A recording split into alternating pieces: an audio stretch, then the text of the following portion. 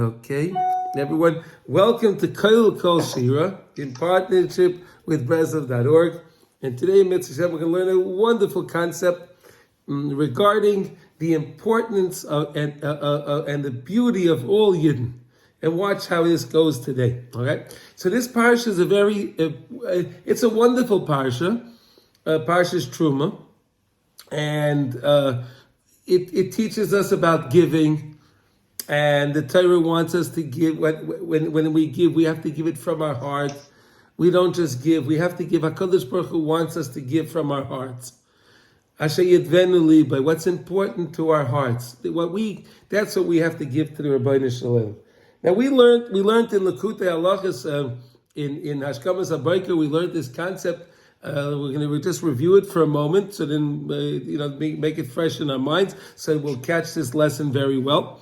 That Hakadosh Baruch Hu, the Seder of Parshiyos we know are not in order, right? Not necessarily in order, because we know that the Cheder Egel happened by Har Sinai, and then after the Cheder Egel, Hakadosh Baruch Hu gave us the commandment to build the Mishkan. But here we see it that we're going to be doing the Mishkan first. Side thing. That's not important, but let's see what we can get from the parsha itself and what does it mean. So HaKadosh Baruch Hu told Moshe Rabbeinu that I want to destroy the Jewish people, and I want to make a new nation using you. You, Moshe Rabbeinu, we'll start the nation with you. So Moshe Rabbeinu said, no, I don't agree to that. Why did he say that? Doesn't agree to that? Because Moshe Rabbeinu saw the beauty in every single Yid, and he saw the Nekuda Taiva. He saw the wonderful attribute in each and every single Jew that was different than every other Jew. Every single Jew is special. Every Yid is special. Every single Yid is special, and every single Yid has something special that that somebody else doesn't have. Okay, that doesn't contain. So Moshe Rabbeinu would say to HaKadosh Baruch Hu, there's a guy Yankel, and Yankel, look at the way Yankel enjoys and keeps the Shabbos. HaKadosh Baruch Hu, I also keep the Shabbos, but the Shabbos is so near and dear to Yankel. And then he saw a guy Shimon. Shimon, look at the way Shimon puts on his tefillin. Oh, the tefillin is so precious to him. HaKadosh Baruch Hu, I also put on my tefillin, you know that. But it's important to me too, but the way Shimon puts on his tefillin, wow. And he did that with all the mitzvahs, with tzitzis, mezuzah, and all the mitzvahs.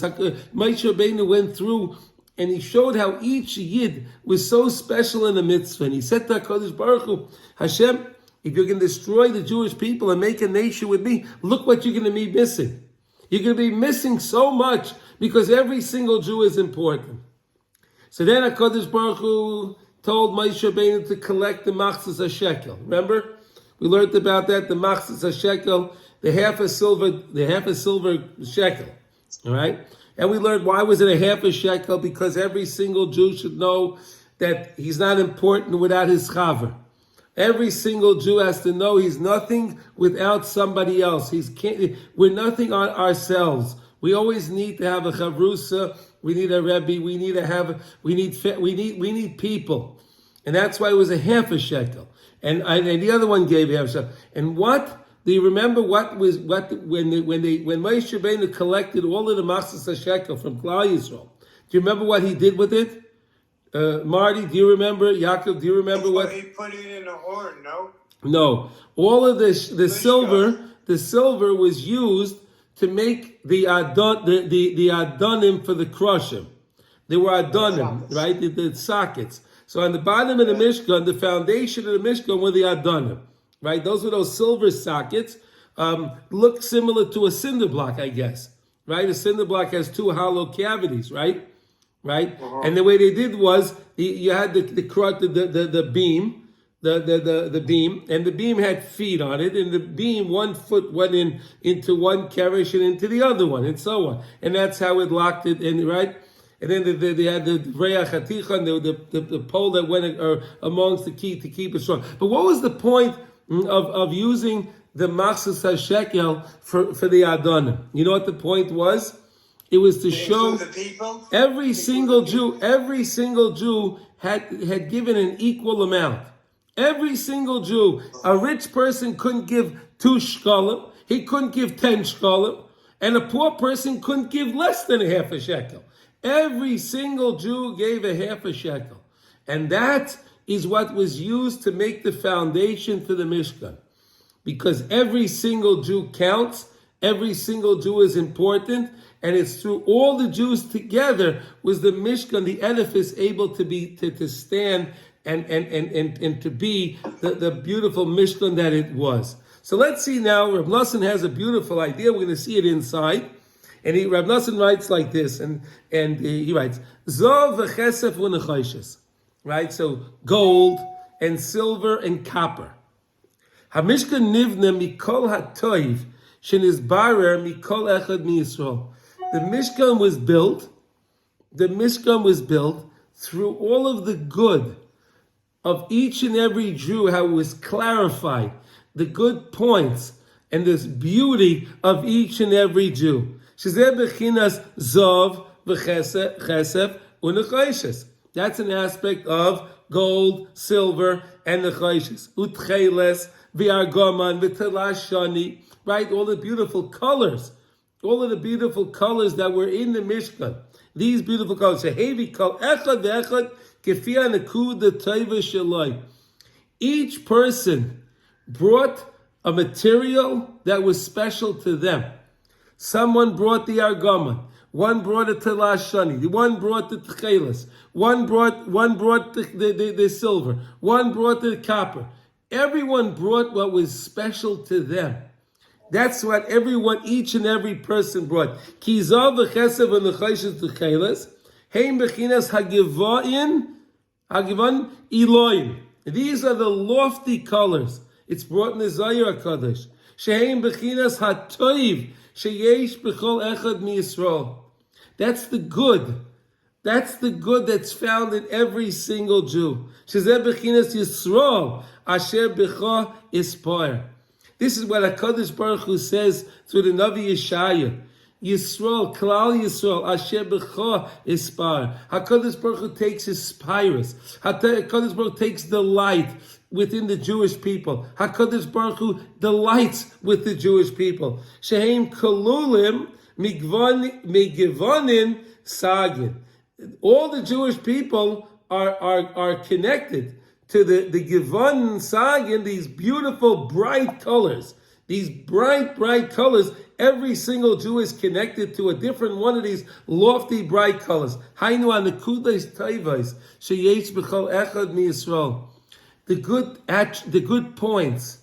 good points in every single Jew. Every single Yid has a nekuda tayva. Every single Jew has something good. We learned this so many times. And we learned the Torah in Likutey Moran Reish Pei Bais, where the Rabbi says that you have to mamish find the goodness in every single Yid, every single Jew. But the most important thing is to find the Nekuda Taiva in yourself. That's the hardest thing. Because sometimes we're very, very hard on ourselves. Right? We're very judgmental on ourselves. But the Rebbe teaches us that we have to even find the goodskeit, the goodness within each and every one of ourselves. Because there's such goodness in each and every Jew.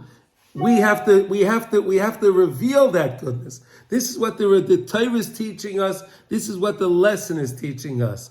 Shem Kluyim Givanin Sagin. That's the beauty, the bright, vibrant colors. Ki yesh b'chol echad miYisrael nekuda tova afilu behapichusim shebahem ma she'ein b'chaveiroi. So you'll say, this guy, he's not such a maybe he's not such a good guy, and this and that. Yeah, okay. How about you don't look at the outside of the person? How about you look inside the person? How about you don't see what's outside, but you see what's inside? You could use this example. You can use this example. I heard Rabbi Groner was saying this. It's an amazing thing. He took a trip with the yeshiva guys, and he was at a winery. He said something so beautiful. I want to share with you. He said, wine. You take a good bottle of wine. A good bottle of wine has to be closed up. A good bottle of wine has to be sealed properly. Right, we learned this in my cutting. Right, we were learning in the beginning of the Masechta with different things. What you could do on Chalamoid. And one of the things that you can do is, especially you can seal a wine barrel. Why? Because there'd be a hefsid moment if you don't seal it. Right, wine has to be sealed properly. But wine has to be sealed properly. But the wine has to then sit in the bottle. It has to ferment. It has to become who it is. And when you open up the bottle's not ready yet. It's not ready yet. You have to let the wine air out a little bit. If you know, those that know about wine has to air out. You have to give it a little shake. You have to shake up to sometimes there's some sediment on the bottle. You have to give them a little bit shake before you open it. You have to know what you're doing. That's how an neshama is. That's how an neshama is. And the neshama sometimes has to be shooken up a little bit. And the neshama has to be aired out. And the neshama needs to get out and to experience the thing. Everyone's wonderful. Even like the Rebbe is saying over here, the bechusim, the low ones. Really, are there any real low Jews? Does it make any sense to think that way? Listen, every single Jew is who he is or is who she is, because the Rabbi Shalom chose this person to be like this. If a person is very wealthy, is that because he did anything? Is that because she did anything? No. It was decided by the Rabbi Shalom this person will have money. That's why they have money. It's not because... And maybe they gave more tzedakah, and that makes... Okay, all right, okay, yes, yeah. Okay, fine, okay. Asa bisfilter Sasha, yes, you could say that. Oh, fine, yeah, that's right. That's one of the things you could test the Rabbi Shalom on by giving the tzedakah, and you'll see. And the Rabbi Shalom says that you'll make more money if you give tzedakah, of course. But again, I'm not talking about that, Marty. I'm talking about in general. When you see people, right? When you see people, some people are rich, some people are poor. Some people are good looking, other people, some people are not so good. Some people have this. What? Did this person choose to be good looking and this one chose to not be good looking? Did they choose that? Tall, short, It's tall, short. That's all Be'ez Hashem. It's all Be'ez Hashem. So even the pechusim, even those that are pechusim, those low ones, they're in that matzah because HaKadosh Baruch Hu put them in that matzah. So we have to see the goodness in them.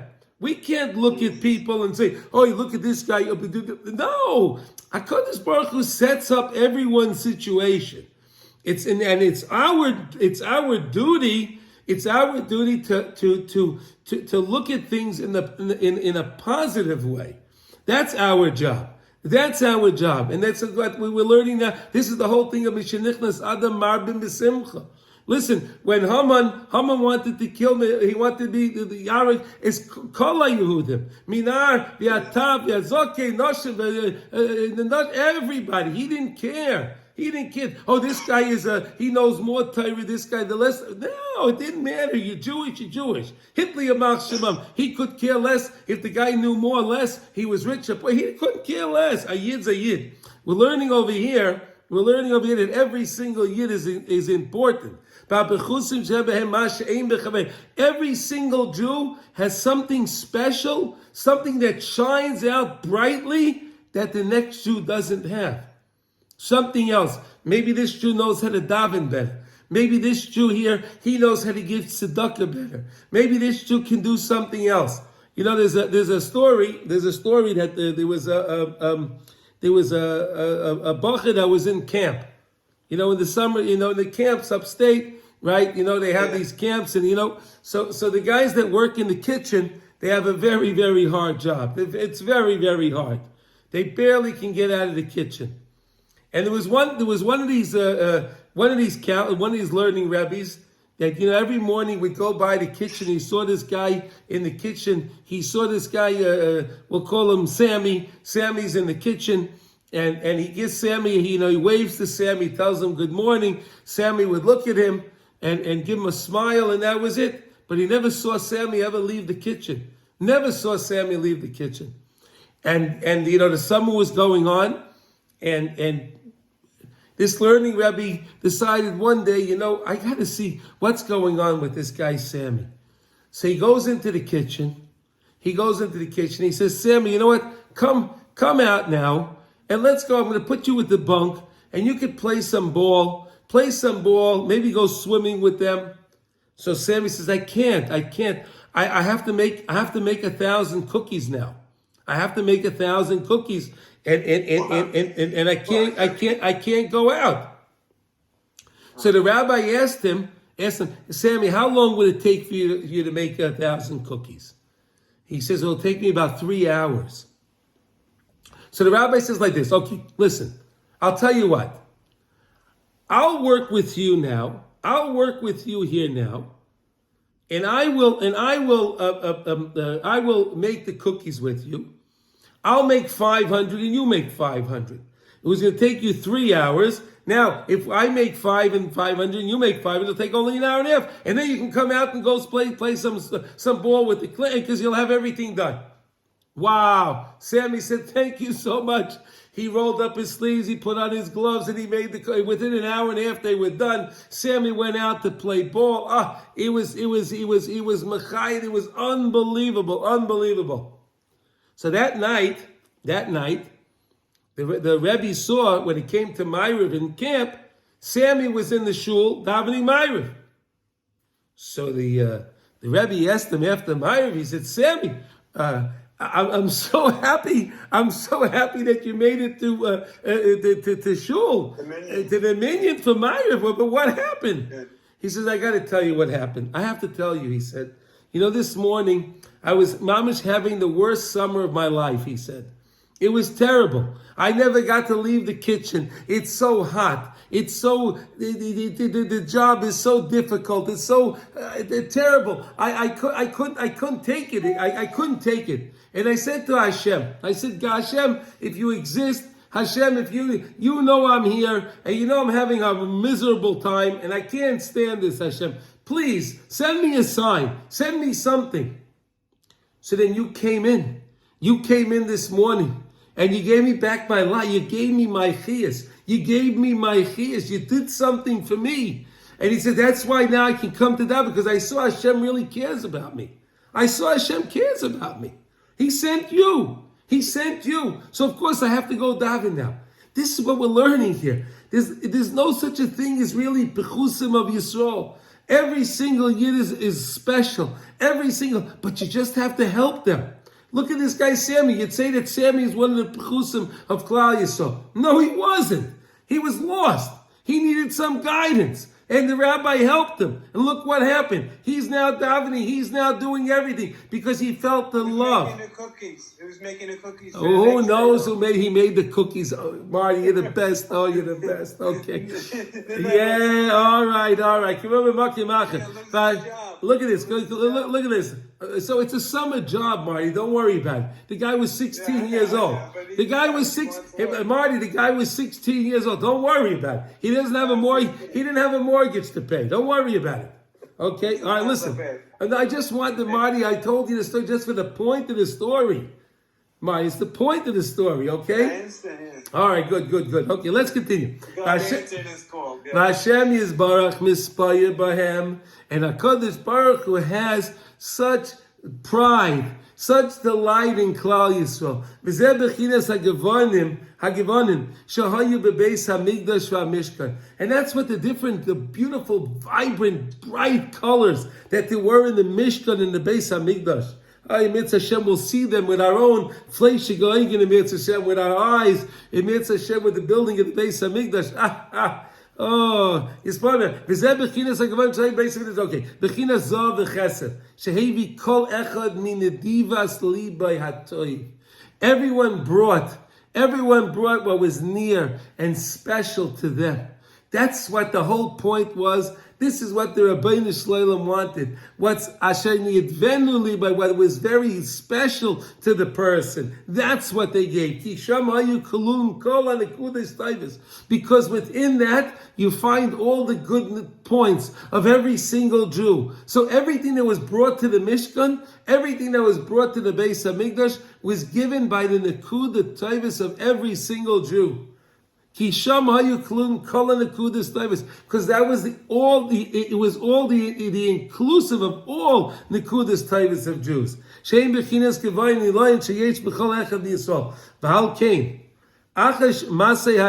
And therefore, after the Maaseh of the Egel, shows Hutzruch Maisha Lachapes Limsay Nekudas Taivas Sheyesh B'chol Echad Yisrael. Like we explained before, Moshe Rabbeinu had to search out and find the Nekuda Taiva in every single Jew. Al Kain Oz. Therefore, then, right then, Daiken Itztavnu Al Meleches HaMishkan. Hakadosh Baruch Hu said, Moshe Rabbeinu, you found the good points in every Jew. Now go make the Mishkan. Now you can go make the Mishkan because you found the Nekudas Taivas. You find the beauty in each and every single Jew.